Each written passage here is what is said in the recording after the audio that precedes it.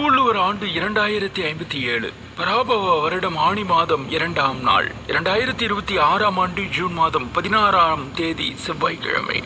சந்திர தரிசன தினமான இன்று நல்ல நேரம் காலை 10:30 முதல் 11:30 வரை, மாலை 4:30 முதல் 5:30 வரை. இன்று காலை 6:58 வரை பிரதமை திதி, பின்பு துவிதியை திதி. இன்று இரவு 7:31 வரை திருவாதிரை நட்சத்திரம், பின்பு புனர்பூசம் நட்சத்திரம். தெளிவான மனம் படைத்தவர்கள்தான் எளிதில் எதிலும் வெற்றி பெறுகிறார்கள். நம்முடைய வெற்றிக்கு முன்னேற்றத்திற்கு முதல் படியாக அமைவது எது என்று கேட்டால் தெளிவுதான்.